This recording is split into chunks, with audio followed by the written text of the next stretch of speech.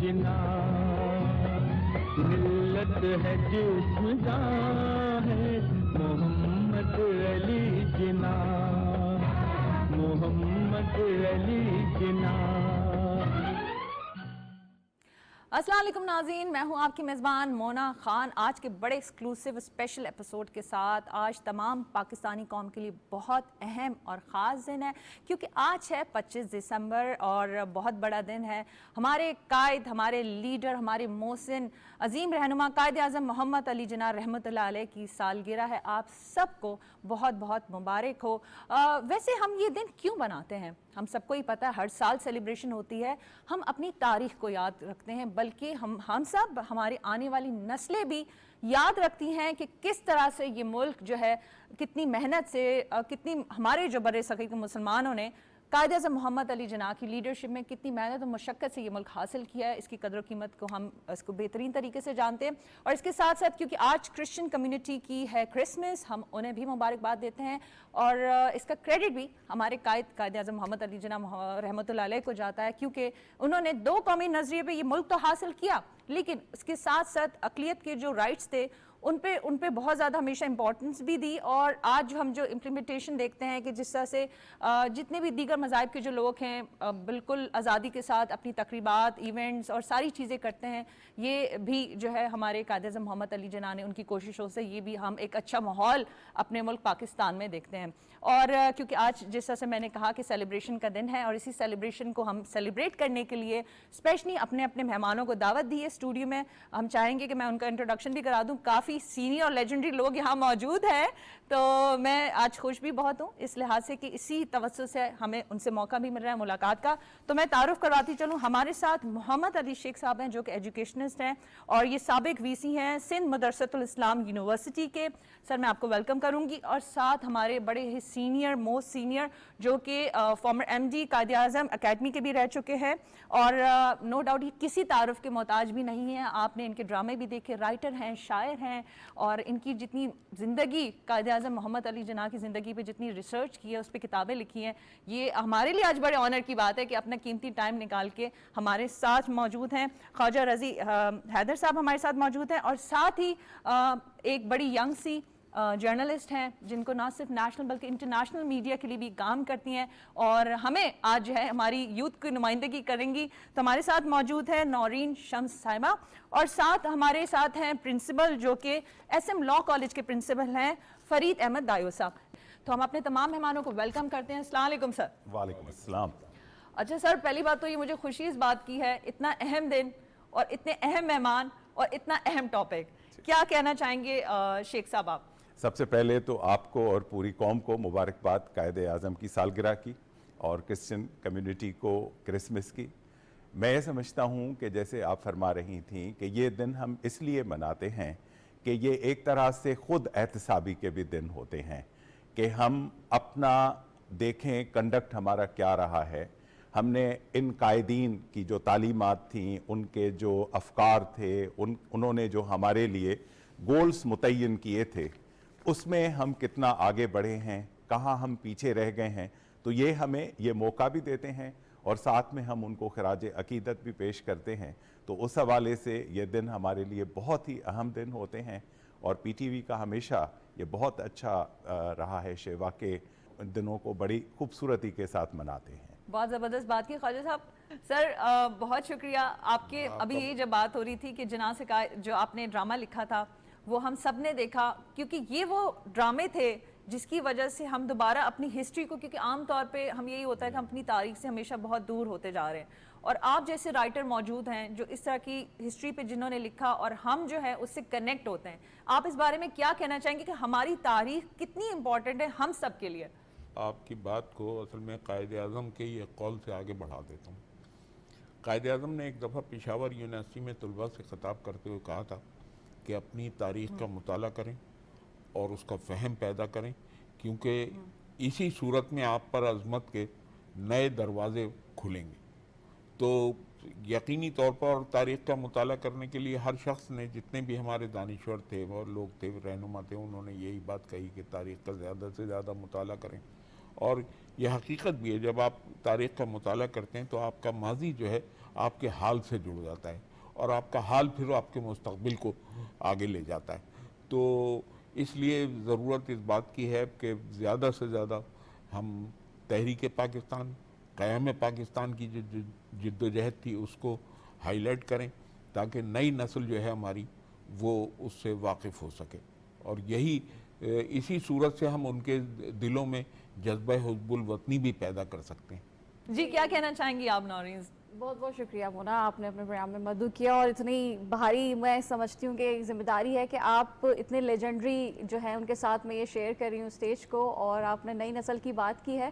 میں رضی صاحب سے بالکل متفق ہوں کہ دیکھیں ہم اگر اپنی تاریخ کو بھول جائیں گے تو ہم جیسی نسل جن کی ہم بڑی جنریشن کی بات کرتے ہیں کہ 90s کے کڈز ہیں، اور اس کے بعد پھر ہم جنریشن ایکس کی بات کرتے ہیں، ہم جنریشن زی کی بات کرتے ہیں، تو اگر ہمارا یہ جو پورا ایک تاریخ کی جو ہے، جو ہماری قربانیاں ہیں، جو آج دن جس کو ہم بنا رہے ہیں، اس موسن کو، اس لیڈرشپ کو، اس پرسنالٹی کو، اگر ہم ان سب چیزوں میں خاص طور پر پی ٹی وی اگر وہ اپنا یہ اقدام اٹھائے گا نہیں، تو ہم مجھے لگتا ہے جو ایک مشروم سی گروتھ نظر آتی ہے انفارمیشن کی، پھر سوشل میڈیا بھی آتا ہے جس میں ہماری نئی نسل زیادہ انوالو نظر آتی ہے. اس کی نمائندگی تو آپ کرتی ہیں. اس کی نمائندگی میں کرتی ہوں، اور میری کوشش ہوتی ہے کہ میں بھی اس چیز کو نہ بھولوں. اور میرے لیے فخر کی بات ہے، میرے لیے آنر کی بات ہے کہ میں آج اتنی بڑی لیجنڈری پرسنالٹیز کے ساتھ ہوں کہ مجھے بھی اس گفتگو سے، اس جو موضوع سے آج مجھے کچھ سیکھنے کو ملے گا. تو یقیناً آپ نے صحیح کہا کہ سوشل میڈیا میں انوالو رہتی ہوں، تو اس میڈیم کے لیے میں ایک چینل بنوں گی کہ میں وہ چیزیں ان کے ساتھ شیئر کر سکوں. اور بہت بہت شکریہ. اور جیسے آپ نے شروع میں ذکر کیا،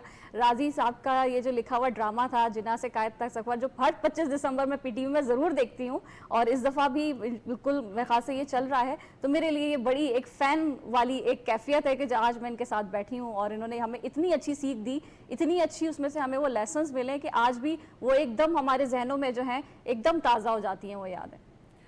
سر یہ گواہی ہے اس چیز کی کہ ہمارے جو بچے ہیں، آج کل کی یوتھ ہے، وہ کتنا جو ہے آپ کے کام کی وجہ سے، آپ کی خدمات کی وجہ سے وہ ویل کنیکٹڈ ہے اپنی ہسٹری میری کیا خدمات ہیں، اصل میں قائد اعظم کی شخصیت ہی اتنی چارمنگ ہے اور اتنی پرکشش ہے کہ آدمی اس کی طرف اگر صحیح معنوں میں پیش کیا جائے تو اس کی طرف متوجہ ہو جاتا ہے خود ہی. تو نئی نسل متوجہ ہے. شاہ صاحب بیٹھے ہوئے ہیں، لیکن میں آپ سے عرض کروں کہ میں اسکولوں میں، کالجز میں مجھے بلاتے ہیں، میں دیکھتا ہوں تو وہاں پر طالب علموں کو بڑی دلچسپی ہے، وہ جاننا چاہتے ہیں زیادہ سے زیادہ باتیں. یہ تو ہماری بدقسمتی ہے کہ ہم نے نصاب میں بہت کم چیزیں رکھی ہوئی ہیں. اگر ہم نصاب میں بھی رکھتے تو شاید ہماری جو نئی جنریشن تھی وہ زیادہ ایکیوبڈ ہوتی، زیادہ اس کی نالج بڑھتی، لیکن ایسا نہیں ہوا. بہرحال کیونکہ ہمارے ساتھ موجود ہے فرید صاحب جو کہ خود بھی پرنسپل ہیں ایس ایم لاء کالج کے. یہ تو آپ ہی بہتر طریقے سے بتا سکتے ہیں کہ آپ کے پاس کیسے اسٹوڈنٹس آتے ہیں، کیونکہ جو ہے قائد اعظم محمد علی جناح خود بھی بیرسٹر تھے، اور وہ خود بھی قانون دان تھے، اور قانون کو بہت اچھے طریقے سے سمجھتے بھی تھے، اور آئین کو جس طرح سے وہ، جب آپ اس فیلڈ سے وابستہ ہوتے ہیں تو بہترین طریقے سے اس کو سمجھتے ہوئے اس چیز کو امپلیمنٹ بھی کر سکتے ہیں. تو آپ کیا کہنا چاہیں گے کہ آج کل کے جو بچے ہیں وہ کس طرح سے آگے والے دنوں میں، آپ جو دیکھتے ہیں کہ قائد اعظم محمد علی جناح نے جو اپنے بچوں سے، جو یوتھ سے جو ایکسپیکٹیشنز دیکھی تھی، کہ آپ دیکھتے ہیں ان میں؟ بسم اللہ الرحمن الرحیم. تھینک یو ویری مچ، آپ نے مدعو کیا اس خوبصورت موقع پہ. میں یہ کہنا چاہتا ہوں کہ قائد اعظم محمد علی جناح کی کاوشوں اور کوششوں کی وجہ سے میں سمجھتا ہوں کہ آج آپ و ہم سب پاکستان قائم دائم ہیں. یہ شاید بہت سارے لوگ جانتے بھی ہوں گے کہ قائد اعظم محمد علی جناح جب پاکستان بنانے کی بات کر رہا تھا تو انڈیا کی طرف سے ان کو کس کس قسم کی آفرز دی گئی، اور انہوں نے آفرز سے ان کی ایکسیپٹ نہیں کی. پہلے تو ان کو کہا گیا کہ آپ پاکستان بنانے کی بات کیوں کرتے ہیں، تو انہوں نے کہا کہ میں مسلمانوں کے لیے چاہتا ہوں کہ ایک الگ کنٹری ہونی چاہیے، ملک ہونے چاہیے، میں چاہتا ہوں مسلمان جتنے بھی ہیں وہاں رہیں. تو انہوں نے کہا ٹھیک ہے، ہم آپ کو ایڈوکیٹ جنرل بنا دیتے ہیں، جو کہ اس ٹائم کا ایڈوکیٹ جنرل کا بہت بڑا رتبہ ہوتا تھا، اور پورا جو ہے نا انڈیا، اور جب بیفور پارٹیشن کی بات کر رہا ہوں تو بہت بڑا رتبہ تھا. انہوں نے کہا مجھے ایڈوکیٹ جنرل کی سیٹ نہیں چاہیے، میں پاکستان بنانے کے لیے کوشش کرتا رہوں گا. پھر ان کو کہا گیا کہ ٹھیک ہے، ہم آپ کو ہائی کورٹ کا جج بنا دیتے ہیں، آپ چھوڑ دیں سیاست کو، پاکستان بنانے کی بات نہ کریں. انہوں نے ہائی کورٹ کے جج بننے کی آفر کو بھی ٹھکرایا. پھر تھرڈ ون آخر میں ان کو کہا گیا ٹھیک ہے، ہم آپ کو گورنر جنرل بنا دیتے ہیں، آپ چھوڑ دیں پاکستان بنانے کی بات نہ کریں. انہوں نے کہا مجھے کوئی لالچ نہیں چاہیے، آفر آپ کی نہیں چاہیے، میں ہر طرح سے कोशिश करता रहूँगा और पाकिस्तान को पाकिस्तान बना के रहूँगा। और उनकी कोशिशों और इन सब कावशों की वजह से अल्लाह की मेहरबानी से आज पाकिस्तान वजूद में है, पाकिस्तान है तो हम सब हैं। और मैं समझता हूँ कि ऐसे लीडर आई कैन से कि सदियों में पैदा होते हैं। बिल्कुल ऐसा कायद आज़म मोहम्मद अली जिन्ना के लिए एक खूबसूरत सी बात यह है कि उनको अपने वालिद ने लंदन भेजा था कि go and acquire the experience about business, कि बिज़नेस से आप जाके अपना एक्सपीरियंस गेन करें। लेकिन उनका इंटरेस्ट था कि मैं बार इतला करूं, बैरिस्टर बनूं। और मेरे ख्याल में मुझे कहने में बड़ी खुशी हो रही है कि 19 साल की उम्र में वो बैरिस्टर बन गया। क्या बात है। 19 साल की उम्र में वो बैरिस्टर बन गया और उनके बाद में वो आए, अपनी वकालत भी की। और मैं समझता हूँ बहुत कम लोग जानते होंगे कि उनके बहुत बेशुमार रिपोर्टेड केसेस हैं, जिसको अभी भी जो पुराने टाइम के मतलब जो सीनियर लॉयर्स हैं उनको पढ़ते भी हैं, उनको रिलाय भी करते हैं और उनकी जजमेंट को और उन आर्ग्यूमेंट्स में गाइडेंस हासिल करते हैं कि कायद आज़म मोहम्मद अली जिन्ना ने अगर इस नेचर का केस था तो उन्होंने किस तरह से आर्ग्यू किया था, उनसे पूरी वो गाइडेंस हासिल करते हैं। तो मैं समझता हूँ हमारे लिए सबके लिए आज खुशी का मौका है और हम ऐसे लीडर को याद करते हैं और ऐसे लीडर की वजह से ये पाकिस्तान कायम भी है, दायम भी है और अल्लाह करेगा आगे भी ये कायम दायम रहेगा इंशाल्लाह ऐसा ही है। क्योंकि ये जो आइन की हम बात कर रहे हैं इस हवाले से कि उस वक़्त पे जाहिर सी बात है जब वकालत से वाबस्ता थे तो बेहतरीन तरीके से उनके लॉ को, उन चीज़ों को रखते हुए वही रास्ता उन्होंने निकाला कि ये जो है टेक्निकल रास्ता है, क्योंकि वो तो ख़ुद उस फील्ड से वाबस्ता थे और लोगों को, अपने मुसलमानों को भी बताया कि इस तरह से यहाँ से रहनुमाई की जा सकती है। और ये बहुत ज़रूरी था कि अल्लाह ताला ने बैरिस्टर के रूप में हमें एक लीडर दे दिया था जो कि उस वक़्त की ज़रूरत भी थी। शेख साहब मैं आपसे ये भी सवाल करना चाहूँगी क्योंकि एजुकेशन को हमारे जो कायद आज़म मोहम्मद अली जिन्ना रहमतुल्लाह अलैह ने बहुत ज़ोर दिया और अपनी यूथ से भी यही, क्योंकि अगर हम थोड़ा सा पीछे भी चले जाएं हमारी तारीख में आपको ये भी हम देखते हैं कि ज़रा मुश्किल था मुसलमानों को ये भी समझाना कि ज़रा ये आप अंग्रेज़ी और जो दूसरी तालीम है उस पर भी आप ज़रा ध्यान दें।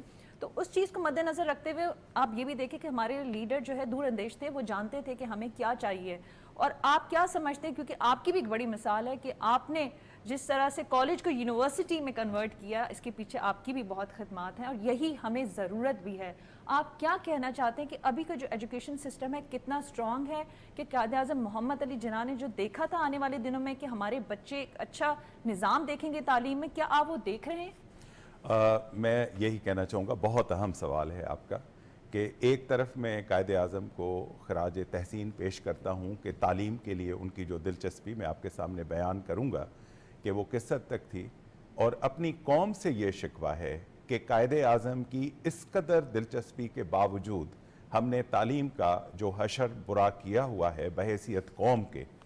कायद आज़म मेरा ख़याल है कि शायद दुनिया के वो वाहिद लीडर हैं जिन्होंने अपनी आखिरी वसीयत में अपनी पूरी जायदाद उसको 3 तालीमी इदारों को दिया। एक हिस्सा अलीगढ़ मुस्लिम यूनिवर्सिटी को, एक हिस्सा इस्लामिया कॉलेज पेशावर और एक हिस्सा अपनी ही मादर इल्मी सिंध मदरसतुल इस्लाम, जिसमें उन्होंने 4.5 साल तक तालीम हासिल की। 3 हिस्से उन्होंने किए अपनी पूरी जायदाद के। अब आप इससे अंदाज़ा लगाएं कि उनकी जो क्लोजेस्ट शख्सियत अगर कोई थी तो वो फातिमा जिन्ना थी।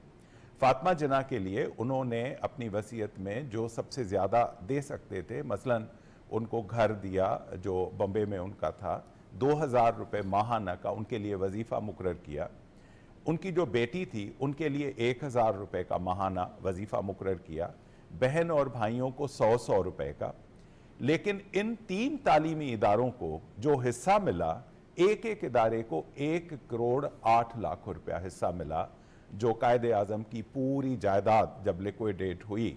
अब आप इससे अंदाज़ा लगाइए कि एक आदमी जो अपने खून के जो रिश्ते हैं, उसकी बहन है, उसके भाई बहन है, बाकी उन सबको वो उस ज़माने की ये भी बहुत बड़ी अमाउंट थी ना, लेकिन उस यानी 42 रुपए का तोला जब सोने का मिलता था उस ज़माने में, अगर एक आदमी को आप 1000 रुपया माहाना देते हैं या 2000 रुपया माहाना देते हैं, तो अब आप उसकी वैल्यू अगर आज के पैसों में निकालना चाहें तो कैलकुलेट कर लीजिए।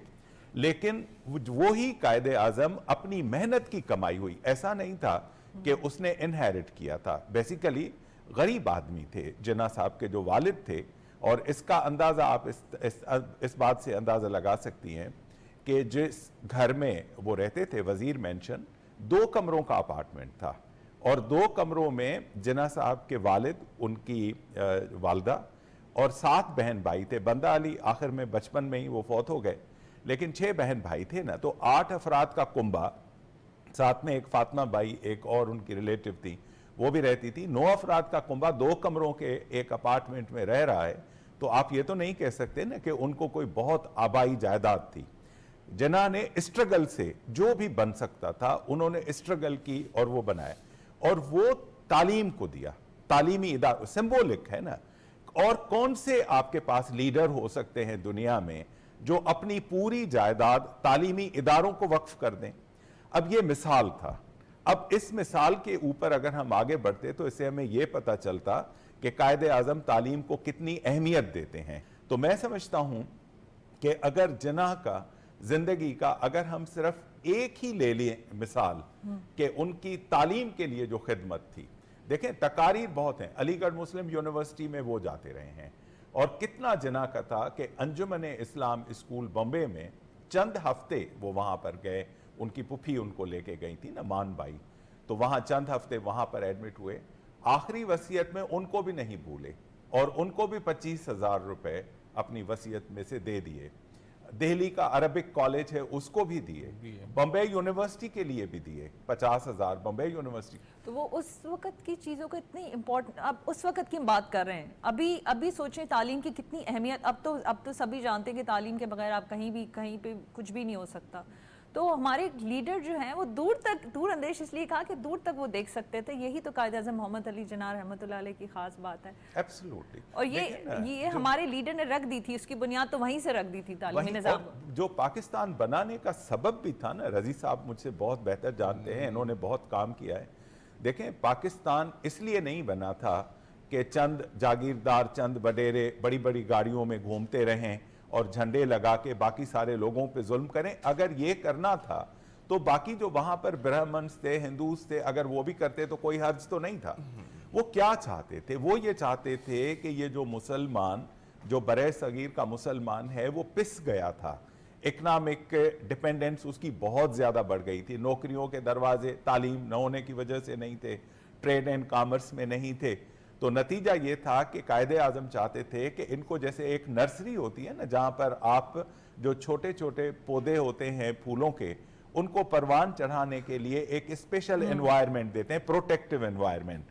وہ چاہتے تھے کہ پاکستان کے جو لوگ ہیں ان کو اکانومی میں آگے بڑھیں. ان کی پوری آپ زندگی جو بھی گزری ہے اس میں ان کا ایک ہی مطمع نظر تھا کہ مسلمان آگے بڑھیں. تعلیم, معیشت, انڈسٹری, سائنس اینڈ ٹیکنالوجی, ہم نے وہ ساری چیزیں چھوڑ کے اور جو پاکستان کا حال کیا ہے, مجھے تو محسوس ہوتا ہے کہ اگر قائد اعظم کے سامنے میں قیامت کے روز پیش ہوں گا تو میں بڑا شرمندہ ہوں گا. شیخ صاحب ایسی اگر ہمارے دل سے پوچھیں, آپ لوگ ہی ہیں جنہوں نے ماشاءاللہ سے تعلیمی میدان میں اور ایجوکیشن میں جس طرح سے آپ لوگ کی خدمات ہیں, کوشش رہی ہے جس طرح سے میں نے آغاز میں کہا کالج کو یونیورسٹی بنانا, ایک نہیں دو کالجز آپ کے کریڈٹ میں جاتا ہے. یہی سے تو ہماری ہوپ نکلتی ہے کہ آج آپ نے کیا کل کوئی اور انشاءاللہ کرے گا, اور یہ جو سلسلہ اسی طرح سے جاری ساری رہے گا. سر میں آپ سے سوال کرنا چاہوں گی, یہ میرے دل کے قریب ہے یہ والا سوال, کیونکہ عام طور پہ ہم جب اپنے میٹرک میں ہوتے تھے یہ بڑا ہم چیزوں کو, ہمارے 14 قائد اعظم محمد علی جناح کے 14 نکات ہوتے تھے جو بڑے مشکلوں سے ہم یاد کرتے تھے, نہیں یہ تو آنا ہی آنا ہے, یہ تو ہمارے ایگزام میں ہوگا.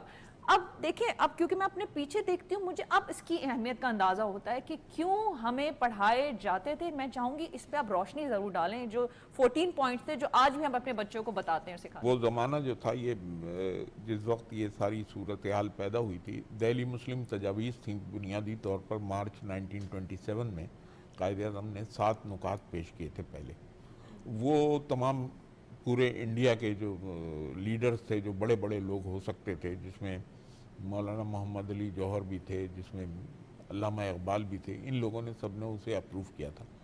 اس کے سامنے آنے کے بعد اصل میں ایک ہندوؤں کی طرف سے تشویش ظاہر ہوئی کہ ہندوؤں کیا کہیں, میں کہنا ہندو تو بہت سارے بہتر بھی تھے, لیکن کانگریس کی طرف سے تشویش ظاہر کی گئی, جس کے نتیجے میں کانگریس نے असम्बली में ये एक करारदाद पेश करके ये अप्रूव करा लिया कि जवाहरलाल नेहरू के वालिद जो थे मोतीलाल नेहरू, वो एक रिपोर्ट पेश करेंगे हिंदुस्तान के आइनी मसाइल को हल करने के लिए, आइनी मसले को हल करने के लिए।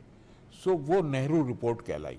ये नेहरू रिपोर्ट जो थी ये सरासर, इसमें कतई मुस्लिम लीग का जो पॉइंट ऑफ व्यू या मुसलमानों का पॉइंट ऑफ व्यू जो था उसको शामिल नहीं किया गया था, जिसके नतीजे में इसके ख़िलाफ़ ख़ासा एहतजाज हुआ और ख़ुद कायद आज़म ने भी इसके ख़िलाफ़ बहुत सारी तकरीरें की और गुफ्तगू की और दीगर रहनुमा जो थे हमारे, उन्होंने भी बात की।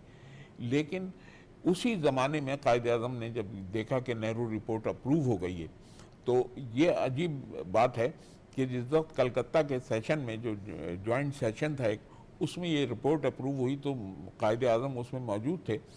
उन्होंने इसके ख़िलाफ़ एहतजाज किया और एहतजाज करके वो उस जलसे से वॉकआउट कर गए। जब वो वॉकआउट करके बाहर आ रहे थे तो उनका एक दोस्त थे पारसी, जमशेद नौसरवान जी, वो उनके साथ थे।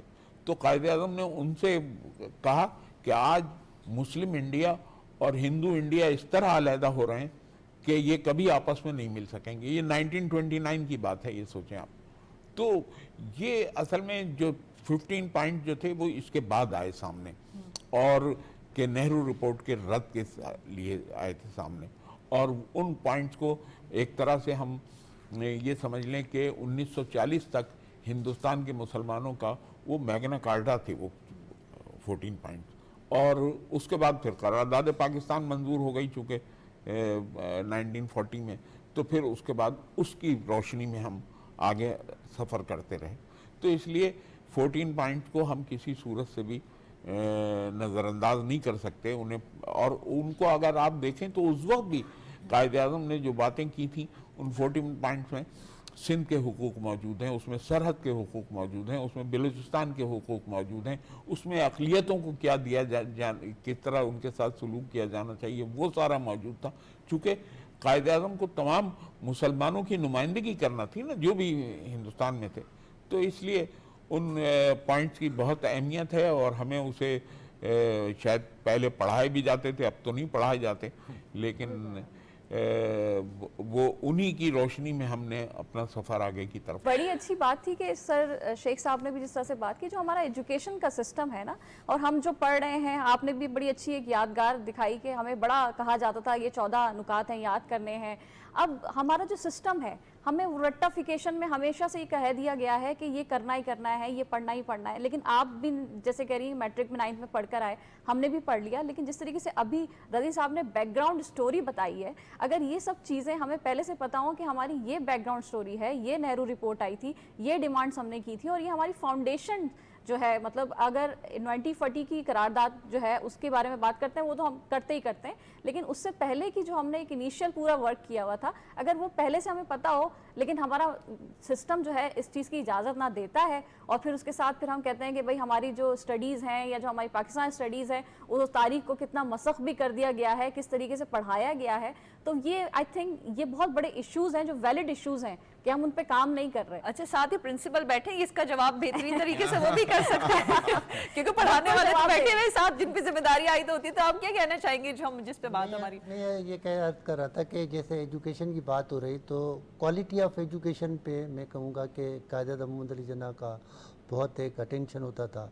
मुझे याद आता है कि उन्होंने एक मरतबा एड्रेस कर रहा था स्टूडेंट को, तो उन्होंने अपनी एड्रेस में ये भी इतनी हद तक भी कहा कि इस वक्त ये जो टाइम है आपका, ये पढ़ने का टाइम है, आपका मुल्की सियासत से कोई वास्ता नहीं है, लेकिन उनका मतलब ये भी नहीं है कि आप बिल्कुल ही उनसे इग्नोर करें अपने को। आपको ये पता ज़रूर होना चाहिए कि हमारे मुल्क में क्या हो रहा है, लेकिन आप उसमें ज़्यादा इंटरेस्ट न ले लें। इसकी वजह ये है कि आप अगर ज़्यादा इंटरेस्ट सियासत में ले लेंगे तो फिर आपकी जो क्वालिटी ऑफ एजुकेशन है वो इफ़ेक्ट होगी।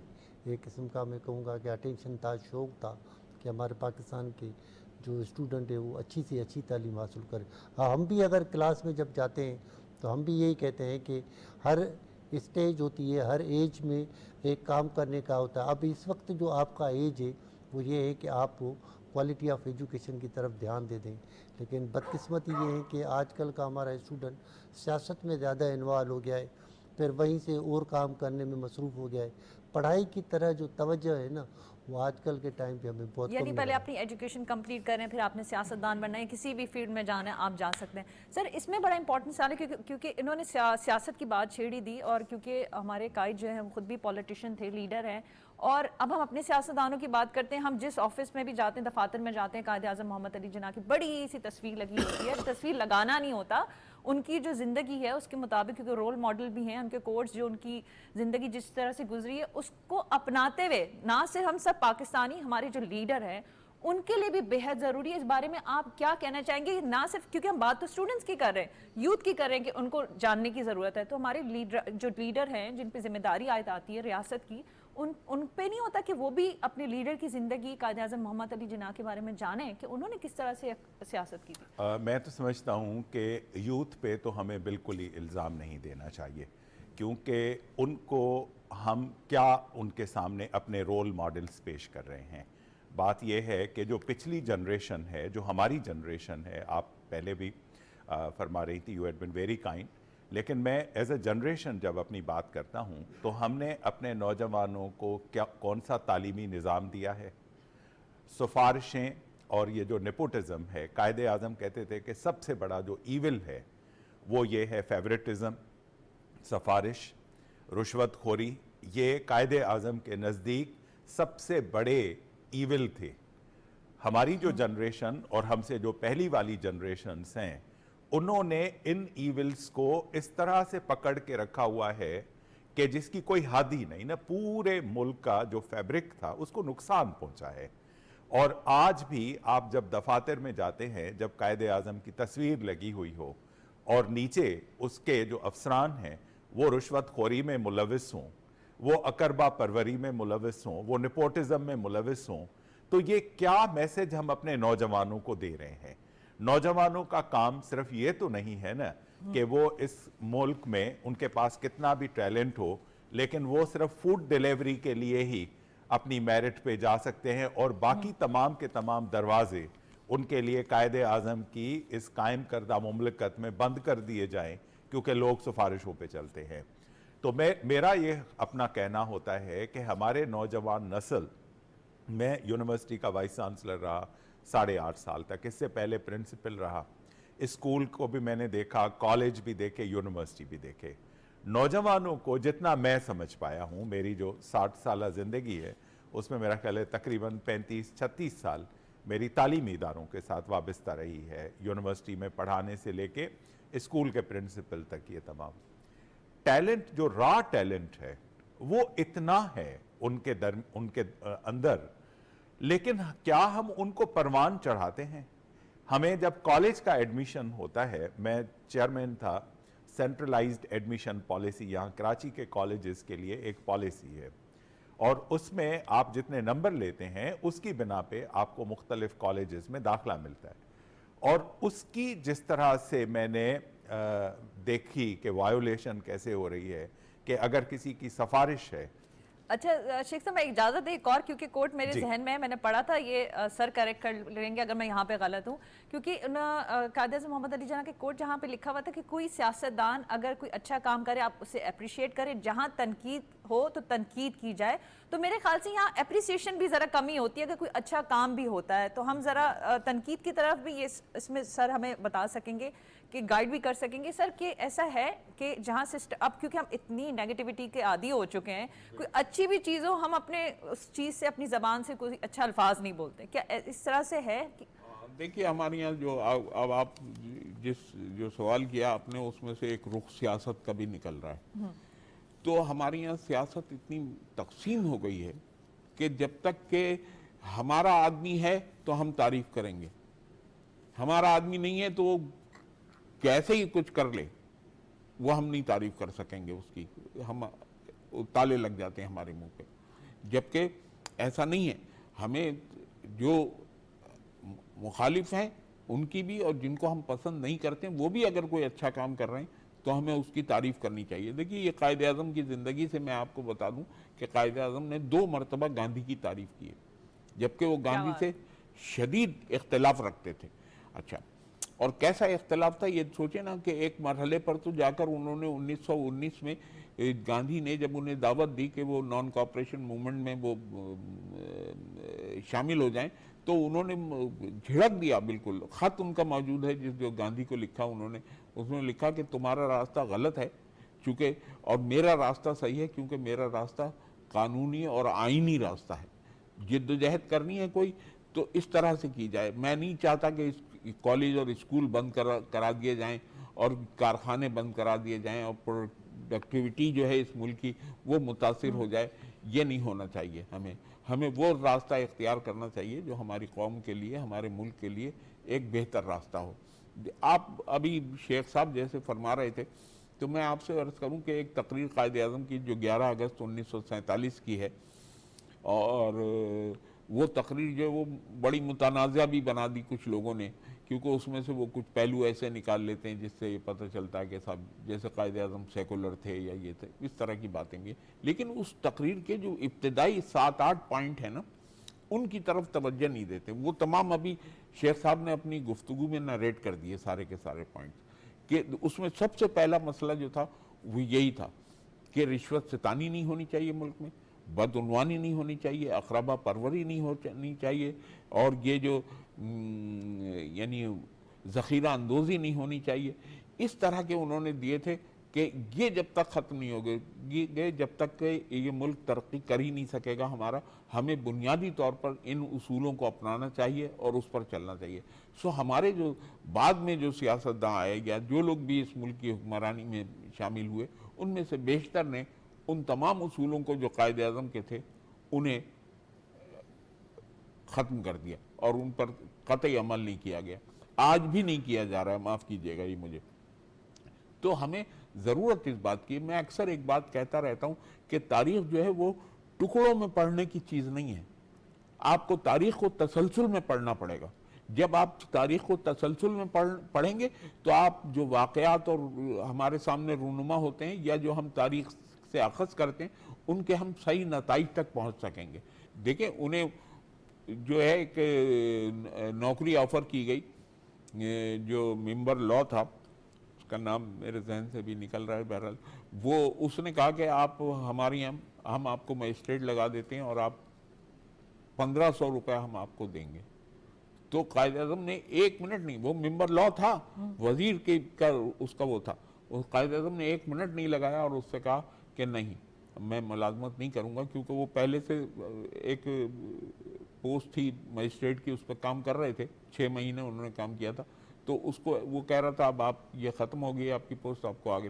تو انہوں نے کہا نہیں میں نہیں کروں گا, کیونکہ اب میں ایک دن میں 1500 روپے کمانا چاہتا ہوں. تو حقیقت یہ کہ قائد اعظم کی ایک دن میں 2000 روپے تک آمدنی ہوئی. میں نے اب 2000 بہت جی ہاں, میں نے 1937 کے ان کے ایک خط و کتابت دیکھی ہے جو ایک ریاست ٹونک تھی راجستھان میں, اس کے نواب سے ہوئی ہے ان کی. تو اس میں انہوں نے باقاعدہ یہ کہا ہے کہ آپ میں 500 روپے فی گھنٹہ ہیں میرے اگر آپ کو مقدمہ لڑوانا ہے. اور یہ جب میں بمبئی سے چلوں گا, بھوپال میں مقدمہ تھا, انہوں نے کہا بمبئی سے چلوں گا تو میرا میٹر ڈاؤن ہو جائے گا اور جب میں بمبئی واپس آؤں گا تو یہ میٹر آف ہوگا. آپ کو اگر اتنے پیسے دے سکتے ہیں تو میں حاضر ہوں آپ کا مقدمہ لڑنے کے لیے.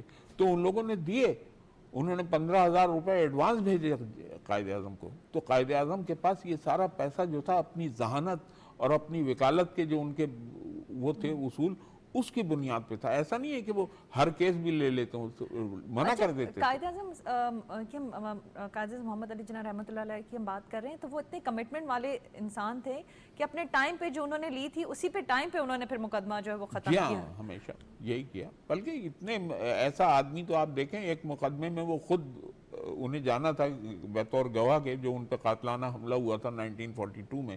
تو وہ کورٹ میں گئے تو وہ تو اتنے بڑے وکیل تھے اس وقت سارے. تو جو جج تھا اس نے اشارہ کیا کہ وہ کرسی پہ بیٹھنے کے لیے ان سے, انہوں نے کہا نو, میں اس وقت گواہ کی حیثیت سے آیا ہوں, آپ مجھے وہی گواہ کی حیثیت سے دیکھیں. اور وہ کرسی پہ نہیں بیٹھے اتنی دیر تک جب تک انہوں نے اپنا بیان نہیں درج کرا دیا. تو وہ تو اتنے اصولی آدمی تھے.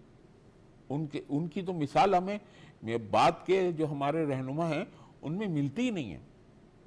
یہ سر ملے گی تب جب ہم ان پہ ہم ریسرچ کریں گے, کچھ اپنی اسٹڈی کریں گے, تو پھر اس طرح سے ہوتا ہے نا, کیونکہ عام طور پہ بہت ساری چیزیں جو آپ جس طرح سے بتا رہے ہیں اس کے لیے پڑھنا ضروری, جاننا, تحقیق کرنا بڑا ضروری ہوتا ہے, لیکن کرتے کیونکہ ہم خود دیکھتے ہیں کہ ہر چیز ہر انسان کو لگتا ہے کہ اسے سب کچھ پتہ ہے. میں معذرت کے ساتھ عرض کروں, شیخ صاحب بھی تشریف فرمائیں, پرنسپل صاحب بھی بیٹھے ہوئے ہیں, جو پاکستان اسٹڈیز پڑھاتے ہیں نا لوگ کالجز میں, اور میں نے ان سے بات کر کے دیکھی, انہیں پوری تاریخ کا علم نہیں ہے, وہ چیزوں کے واقعات کے پس منظر سے واقف نہیں ہوتے, کیونکہ وہ تو ایک جاب کر رہے ہوتے ہیں, انہیں تو جو ان کے سلیبس ہے اس کے مطابق انہوں نے چیزیں دیکھ رکھی ہوتی ہیں, اور وہ ایک دفعہ دیکھی ہوتی ہیں, یعنی کہ ہر لیکچر کے لیے دیکھنا پڑے انہیں, وہ آتے ہیں اور پڑھا کے چلے جاتے ہیں, انہیں پتہ ہی نہیں.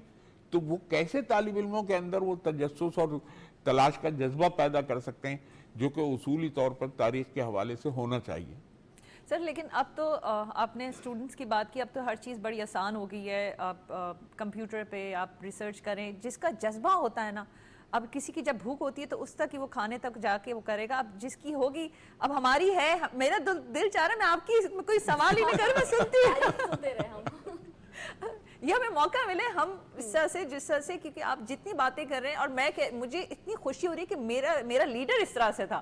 مطلب آج جب ہم زیادہ پڑھتے سمجھتے تو ہم ویسے تو ہمیں بچپن سے بتا دیا جاتا ہے کہ پاکستان ہے آپ کا لیڈر فاؤنڈر, لیکن تحقیق از ویری امپورٹنٹ. اور اس کے ساتھ ساتھ کیونکہ اب نورین بھی بیٹھی ہے, میں ایک اور سوال, کیونکہ آپ کو دیکھ کے ایک بار کوٹیشن میرے قائد کی آ رہی تھی, کام کام اور صرف کام, اور اس میں یہ بتائیں کیونکہ بڑی ایکسپیکٹیشنز تھی, کیونکہ ہماری جو یوتھ ہے, نو ڈاؤٹ آپ سب لوگ ابھی بھی کام کر رہے ہیں, لیکن جو توقعات تھی کہ اگر ایک جو ہے, کیونکہ آپ میڈیا میں بھی کام کرتی ہیں اور یہ بڑا امپورٹنٹ پلر بھی ہے, یہیں سے ہم اپنے پاکستان کا امیج بھی جو ہے پورے ملک میں انٹرنیشنلی دکھاتے ہیں, پروموٹ کرتے ہیں. آپ کیا سمجھتی ہیں کہ ہم جو جرنلسٹ ہیں, جو کام کرتے ہیں, اپنی قائد کی باتوں کو رکھتے ہوئے کتنے سنسیئر ہو کے اس کے ساتھ, اپنی خبر کے ساتھ, اپنے ملک کے ساتھ کام کر رہے ہیں اس ٹائم پر؟ بہت بڑا بھاری سوال ہے, کیونکہ یہاں ریپرزنٹیشن ہے یوتھ کی بھی اور ساتھ ساتھ جرنلسٹ کمیونٹی کی بھی, اور مجھے لگتا ہے کہ یہاں پہ جو ابھی جتنی گفتگو میں سن رہی ہوں, اور آپ صحیح کہہ رہی ہیں کہ جو ایک نشست ہے, بڑی کم ہوتی ہیں اس طرح کی نشست کہ ہمیں بیٹھ کے سننے کو ملے ہماری تاریخ کے بارے میں اور کچھ سیکھنے کو ملتا ہے. یہی ایک بڑی وجہ ہے کہ شاید ہماری جو نوجوان نسل ہے وہ ان سب چیزوں سے بالکل ناواقف ہے. اور شیخ صاحب کی بات کی, رضی صاحب سے بات کی, ہمارا جو ماحول ہے وہ مل ہی نہیں رہا, تو اس میں غلطی میرے خیال سے ینگ مائنڈز کی یا ینگسٹرز کی نہیں ہے. آپ کے سوال سے تھوڑا سا پہلے ایک بات یہ کروں گی کہ ہم 2017 کی اگر سینسس کی بات کریں, we are the 5th largest nation when it comes to youngsters, یعنی کہ 64% سے زیادہ لوگ جو ہیں 15 سے 35 سال کی ایج گروپ میں آتے ہیں, اور وہ آج یہی سوال کر رہے ہیں. اور ابھی پچھلے دنوں ایک ریسرچ بھی آئی ہے کہ سارا جتنا بھی ینگ مائنڈ ہے, جو جتنا بھی ینگسٹرز ہیں, وہ they are looking forward to move from Pakistan. تو وہ اپارچونیٹیز جس کی شیخ صاحب بات کر رہے تھے کہ آپ نے تو خیال نہیں رکھا ہوا نا باقی نہیں, اب وہ اب پرسنل پلاننگ کی بات الگ پوچھیں گی, لیکن اب یہ جرنلسٹک بات بھی دیکھیں کہ جہاں اسٹوری ٹیلنگ, یہی باتیں اگر آپ نے کہا کہ ایک روم میں بیٹھ کے پاکستان اسٹڈیز میں بیٹھ کے, وہ صحیح بات کہی جیسے آپ نے کہ وہ ایک ٹیچر آتا ہے, جاب کرتا ہے, سلائڈ بناتا ہے, پریزنٹیشن دیتا ہے, لیکچر دیا اور چلا گیا, لیکن نہ وہ اسٹوری ٹیلنگ اس کو اتنی پتہ ہے, کیونکہ وہ بھی اسی بھیڑ چال میں اسی فیکٹری سے نکلا ہے اسٹوڈنٹ بن کے, اور وہ آگے بھی وہی چیز دے گا کیونکہ اس کی بھی وہ فاؤنڈیشن نہیں ہے, اس کے اندر کوئی بنیاد نہیں ہے, تو وہ کیا آگے پاس کرے گا. اور یہ سلسلہ چلتا جا رہا ہے, چلتا ہی جا رہا ہے. اور پچھلے عرصے میں پھر ایک پورا فیبرک ہے, ایک ریاست ہے, ایک معاشرہ ہے, ریاست معاشرے میں وہ جو اہمیت ایجوکیشن کی ہے وہ ہے ہی نہیں. ہم جاتے ہیں پھر بات کرتے ہیں کہ بھئی معاشرے میں جب بگاڑ ایک جگہ ہے کہ ایجوکیشن میں اتنا پیسہ لگ ہی نہیں رہا, اتنی فیسلٹیز مل ہی نہیں رہی, تو آپ اس سے ایکسپیکٹیشن سمجھتے ہیں کہ شاید ہم لوگوں کی غلطی ہے. یہاں نوجوان چاہتا ہے کہ اگر میرے معاملات یا میری اپارچونیٹیز اکنامک نہیں بن رہی تو میں سیاست میں ہی کیوں نہ خود جوائن کروں. جوائن کرتے کرتے میں شاید اس چیز کو انسپائر کروں گا, اور میں شاید وہ جگہ لے لوں گا جو شاید ہمارے قائد اعظم نے کہا کام کر کے, کیونکہ انہوں نے بھی سیاست کا راستہ اختیار کیا, انہوں نے بھی ایک لیگل اور ٹیکنیکل وے کا راستہ اختیار کیا کہ جنگ جو ہے یا ایک جو قانونی جنگ ہے وہ اسی طریقے سے ایک ڈگنیٹی کے ساتھ لڑی جا سکتی ہے اور کام کے ساتھ ہی لڑی جا سکتی ہے. تو میرے خیال سے تھوڑا سا ہمیں یہاں پہ یوتھ کو کریڈٹ دینا چاہیے کہ اس سے پہلے کہ اگر سیاست کی بات کریں تو کسی کو کوئی لینا دینا نہیں ہوتا تھا. آج ہمیں پتہ ہے کہ ووٹ آف کانفیڈنس ہوگا تو اس میں کیا حقائق ہوتے ہیں, کیا لیگل کانسٹیٹیوشنل لوگوں کے رائٹس ہوتے ہیں. Credit goes to media. Media نے اتنی اویئرنیس دے دی ہے, بتا دیا, آگاہی دے دی ہے کہ بھائی اس طرح سے ہے, آپ چیزیں جانیں, کیونکہ جتنا ہم نیوز میں دیکھتے ہیں تو وہ جو چیز ہے گائیڈ بھی میڈیا ہی کرتا ہے. مس گائیڈ بھی میڈیا ہی کرتا ہے, کیونکہ میں تو اتنے بیٹھ کے سنتا ہوں نا, میں دیکھتا ہوں بہت سارے لوگ تو انشنٹ اڑاتے رہتے ہیں اور ہم بیٹھے ہوئے سوچتے رہتے ہیں یار اگر ٹیلی فون لائن ہوتی تو ابھی سے لیکن سر اس میں بھی اب لوگ سمجھدار ہو چکے ہیں کہ اچھا یہ چیز بہتر ہے. اب جس طرح سے بات ہی ہو رہی ہے کہ اب لوگ جانتے ہیں کہ اس میں صداقت ہے, اس میں نہیں ہے. اب تو یہ بھی پتا ہے نا کہ فلاں چینل دیکھیں گے تو ہمیں یہ سیکھ ملے گی, فلاں چینل دیکھیں گے تو ہمیں یہ سیکھ ملے گی. تو اسی وجہ سے لیکن ایک جو چیز ہے میری گزارش ہے میڈیا سے کہ ہم اسپیسیفک ڈیز میں جو ہے ہم اپنے قائد کی بات نہ کریں. ہمیشہ جو ہے جس طرح سے پی ٹی وی کو یہ کریڈٹ جاتا ہے, جس طرح سے روزانہ قائد اعظم محمد علی جناح رحمۃ اللہ علیہ کی کوٹس دکھاتے ہیں, شیئر کرتے ہیں بہت ساری جگہوں پہ, یہ ہونا چاہیے, ہمیں اچھا لگتا ہے. تو اچھا فرید صاحب میں آپ کی طرف آؤں گی, کیونکہ آپ سے جتنی میری بات چیت رہی ہے آپ بڑے پازیٹیو, بڑے آپٹمسٹک انسان ہیں چیزوں کو رکھتے ہوئے کہ بھائی انشاءاللہ تعالیٰ آگے جو ہے بڑا اچھا, بڑا خوبصورت جس سے قائد اعظم محمد علی جناح نے خوبصورت پاکستان دیکھا تھا وہ ہم دیکھ پائیں گے. تو آپ کس طرح سے آگے والے پاکستان کو دیکھ رہے ہیں؟ میں مجھ سے اگر کوئی سچی باتیں پوچھے تو میں چاہوں گا کہ جو ہمارے ایجوکیشن میں سیلیبس ہے پرٹیکولرلی لاء کے اسٹوڈنٹ کو ایک پرٹیکولرلی ایک سبجیکٹ جو ہے نا متعارف کروایا جائے قائد اعظم محمد علی جناح کی لائف پہ, ان کی سیاست پہ, ان کے اصولوں پہ, اور ان کی جتنی بھی میں سمجھتا ہوں کہ ایک چھوٹی سی لائف تھی. جہاں تک مجھے یاد ہے کہ he was born on 25 December 1876 and died on 11 September 1948. اگر کیلکولیٹ کریں تو راؤنڈ اباؤٹ 61 ایئرس لائف بچتی ہے. تو 61 ایئرس لائف میں انہوں نے اتنی اچیومنٹ حاصل کر لی کہ ہمیں پاکستان حاصل کر کے دے دیا, اور ان کے علاوہ خود انہوں نے اپنی لائف میں واقعی ایک اچھا سا بیرسٹر تھا, اچھا سا پولیٹیشین تھا, اور اچھا سا ایک جس کو کہتے ہیں کہ عام آدمی تھا. اب جیسے جناح کے ٹوپی ہے, مجھے اس پہ یاد آئی بات کہ شاید یہ بہت سارے لوگوں کو علم ہوگا, میں بھی پاسبل بہت سارے لوگوں کو علم نہیں بھی ہوگا. اب ہمارے پاس جو جسٹس قاضی فیض عیسیٰ ہے, سپریم کورٹ کا جج, بڑی مشہور شخصیت ہے. Basically they belong Pishin Balochistan سے, یہ پریکٹس یہاں کرتا تھا کراچی میں. تو ان کی والد صاحب جو تھا وہ بھی لنڈن میں تھا, اور قائد اعظم محمد علی جناح بھی اس وقت ینگ تھا اور سیمینار وغیرہ کرتا تھا. تو وہ بتاتے ہیں کہ ان کے کسی تقریب میں گئے تو ان سے ان کی دوستی ہو گئی. تو بہرحال قائد اعظم محمد علی جناح ان کے گاؤں میں گئے ایک ایڈریس کرنے کے لیے, ان سے ملنے کے لیے. تو ایک وہ جیسے ایڈریس کر کے واپس آ رہے تھے, ایک عام دکان پہ, یہ ٹوپی والا دکان تھا, تو یہ قائد اعظم محمد علی جناح آگے گئے اور ان سے ٹوپی خریدنے کی کوشش کی. اور جب ٹوپی انہوں نے خریدی, ان کے مختلف نام تھے, اب آج کل کے ٹائم پہ تو جناح کے پہ نا, اس میں ان سے پہلے مختلف نام تھے. تو انہوں نے جب کہتے ہیں کہ خرید لیا تو انہوں نے اپنے پرسنل چیک بک سے ان سے چیک بک کاٹ کے پیسے دے رہا. تو ان دکان والے نے کہا اصل میں آپ سے پیسے نہیں لوں گا. تو انہوں نے کہا جی اگر مجھ سے آپ پیسے نہیں لیں گے تو میں آپ سے ٹوپی بھی نہیں خریدوں گا. قاضی فیض عیسیٰ کا والد صاحب کہتے ہیں کہ انہوں نے کہا میں دے دوں گا, آپ میرے مہمان. نہیں آپ ہی نہیں, یہ ٹوپی اپنے پیسوں سے خریدوں. بہرحال وہ انگلش میں کہتے ہیں to cut the long story is a short, انہوں نے پیسے اپنی جیب سے دے دیے. اور اس جناح کے کی جو آج عزت ہے جس کی وجہ سے میں نے یہ بات کی ہے, وہ یہ ہے کہ اگر آپ کوٹ میں پہن کے جاتے ہیں سردی کے ٹائم پہ تو آپ کو ججز منع نہیں کرتے. اور اگر سم ٹائم ججز خود پہنتے ہیں سردی میں, خود قاضی عیسیٰ زندگی بھر جناح کیپ لگاتے ہیں. علاوہ اگر کوئی آپ ٹوپی پہن کے جاتے ہیں تو کوٹ آپ کو الو نہیں کرے گی, you are not in a proper dress, please go and come with an proper uniform. تو ایسی باتیں اس پہ میں تو چاہتا ہوں کہ اگر میرا جہاں جہاں وقت پہنچتا ہے میں چاہتا ہوں اس پہ بالکل کم سے کم. آج آپ کی بات ہمارے سب ناظرین نے غور سے سنی اور ہم سب نے بھی سنی ہے, کیونکہ یہ بات یہاں تک نہیں, یہ ہزاروں جتنے بھی ہمارے دیکھنے والے ہیں انہوں نے سنی اور سمجھی اور اس چیز کی قدر بھی کریں گے کہ یہ دن تو ہے آج جس سے 25 دسمبر ہے, لیکن یہ الحمدللہ ہر دن, ہر جو ہم سانس لے رہے ہیں آزادی کے ساتھ, یہ all credit goes to our Quaid Azam محمد علی جناح رحمۃ اللہ علیہ. ان کو ہم سلام بھی پیش کرتے ہیں. اور میں بھی آپ سب کا مہمانوں کا شکریہ ادا کرنا چاہوں گی. اور جب میں یہ ساری گفتگو کرتی ہوں اور آپ لوگوں سے بات کرتی ہوں, میں بہت پازیٹیو فیل کرتی ہوں. میں کہتی ہوں جس طرح سے آپ لوگ موجود ہیں نا, پاکستانی ہیں اور کام کر رہے ہیں ہر اپنے شعبے میں, تو یقین مانیں ہمارا ملک کئی آج نہیں کل آگے جا کے ہمارے بچے ایک بہت زبردست بہترین پاکستان ضرور دیکھیں گے. بہت شکریہ آپ تمام مہمانوں کا. جی ناظرین, آپ نے ہمارے تمام مہمانوں کی گفتگو سنی. ہمارے قائد اعظم محمد علی جناح جو ہے وہ انٹرنیشنل لیڈر تھے. انہوں نے یہ جو مثال آزادی والی, یہ جو ایک مثال سیٹ کی کہ آزادی حاصل کرنا اتنا آسان نہیں تھا اور نہ ہے. انہوں نے بتایا کہ دیکھیں اگر اس جیسا لیڈر اس بر صغیر کے مسلمانوں کو ملا تھا تو آزادی مل سکتی ہے. تو اسی بات کے ساتھ کہ آج ہمارے قائد ہمارے ساتھ تو نہیں ہیں, لیکن ان کی باتیں, ان کی زندگی کی چیزیں, ان کے لمحات, یادیں ہمارے ساتھ موجود ہیں. تو ہم ان چیزوں پہ کچھ پڑھ کے, کچھ سمجھ کے, کچھ تحقیق کر کے اچھے پاکستانی اور شہری بن سکتے ہیں. اسی بات کے ساتھ اپنا بہت خیال رکھیں. مجھے مونا خان کو اجازت دیں. قائد اعظم محمد علی جناح زندہ باد, پاکستان زندہ باد. محمد علی جناح, محمد